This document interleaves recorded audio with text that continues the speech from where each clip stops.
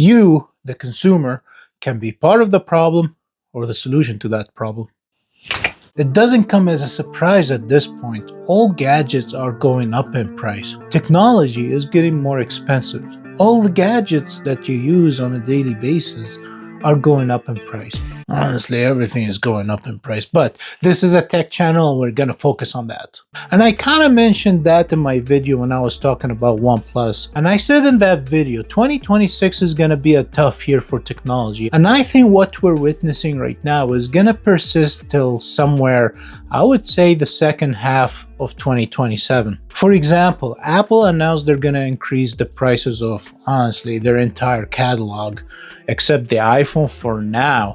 And I'm saying for now because there are solid rumors going around that Apple's next iPhone, the iPhone 18, is gonna come with a $200 to $300 price increase. And Apple isn't the only company that's having the price increase syndrome. We have Motorola, for example.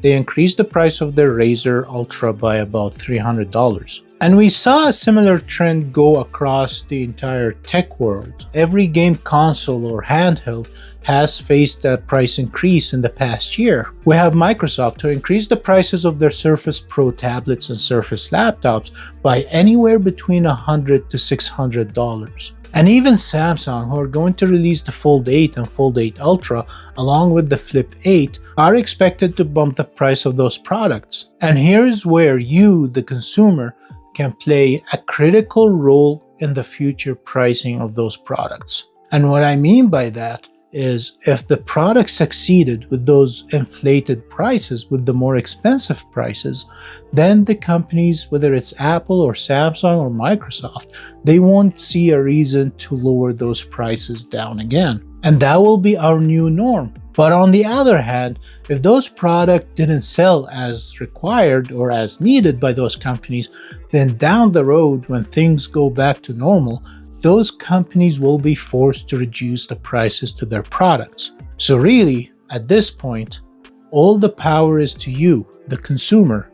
You are going to vote with your wallet. And it is unfortunate when you see comments and complaints from the average user and many YouTubers, to be honest with you. And then you see those same people, the ones who are complaining, buying the product. And this doesn't make sense to me because you're pretty much complaining while you're standing in line to buy the product. You are part of the problem, bud. So what do you need to do? As the consumer, my first suggestion is jump off the hype bandwagon.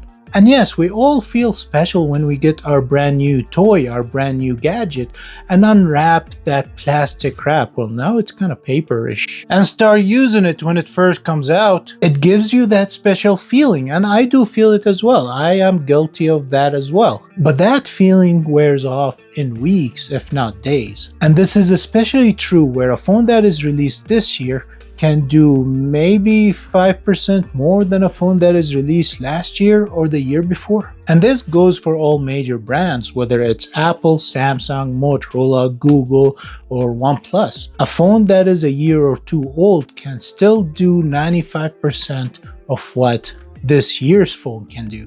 And of course, it's needless to say, I do not recommend you going into debt, whether it's a credit card debt or other form of debt, to buy the latest and greatest product. When you have a product from a year or two that is fully functional and doesn't have any issues. So in a nutshell, what I'm trying to say is, if you have a phone from a year or 2 years ago and there's no issues with it whatsoever, don't jump on the hype bandwagon and buy the brand new phone. Another thing that you can do is buy last year's model. More often, the product of last year or even the year before comes at a massive discount.